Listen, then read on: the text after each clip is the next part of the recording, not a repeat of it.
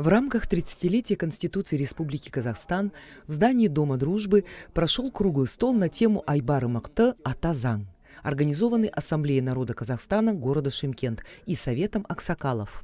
Модератором заседания выступил председатель Совета Аксакалов, государственный и общественный деятель Орынбай Рахманбердиев. Казахстан Республикасы дамуының нақты стратегиялық бағдарын айқындады. Главная задача проводимых преобразований – это повышение благосостояния населения, максимальное укрепление государства и гармоничное развитие общества. Сегодня, в канун знаменательной даты, здесь присутствуют активисты Ассамблеи народа Казахстана Шымкента, наши аксакалы, председатели и молодежь этнокультурных объединений. В ходе круглого стола мы поговорим о значении Конституции в жизни нашего общества, о ее важной роли в поддержании общественного согласия и общенационального единства. В ходе совещания широко обсуждались правовое и политическое значение Конституции, ее место в системе государственного управления и роль в жизни общества. В мероприятии приняли участие руководитель управления внутренней политики и по делам молодежи города Шымкент, руководители и члены общественных структур при Ассамблее народа Казахстана, члены клуба журналистов и блогеров, представители СМИ, а также авторитетные лица в межэтнических отношениях и председатели городских этнокультурных объединений. Мы сегодня будем говорить о самых важных вещах за круглым столом. И, пользуясь случаем, хочу поздравить нас всех, жителей нашего города, жителей вообще страны, с тем, что мы имеем такую книгу, настольную книгу, закон Конституция.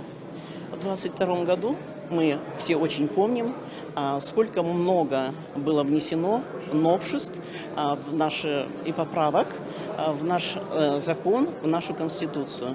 Поэтому сегодня, резюмируя эти годы, это время, мы еще раз обсудим, и, может быть, будут еще предложения к тому, чтобы, может быть, что-то внести новое в наш закон. Я еще раз хочу поздравить нас всех с замечательным праздником, самым серьезным, по крайней мере, праздником нашей страны, Днем Конституции. С юбилеем нас. 56 у нас новых было поступлений изменений, 56 поправок.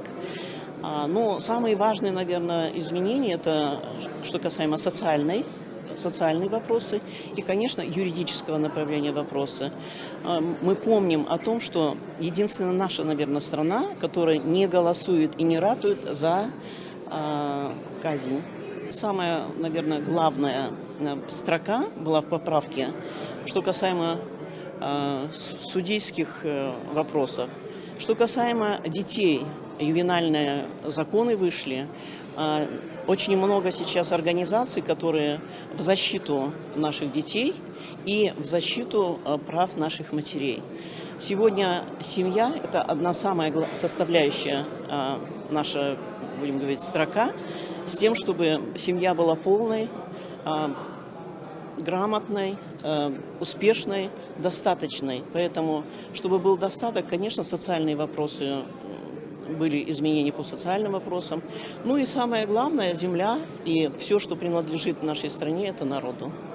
Спикерами заседания выступили заведующий кафедрой политологии Южно-Казахстанского исследовательского университета имени Мухтара Ауэзова, член научно-экспертной группы при городской ассамблее Мажинбеков Сакен Аралбаевич, кандидат юридических наук, доцент, заведующий кафедрой права и бизнеса университета Ташенова Нурлан Бижан, а также судья межрайонного суда по гражданским делам города Шымкент, член Совета этномедиации при городской ассамблее Отарен Атарбаев.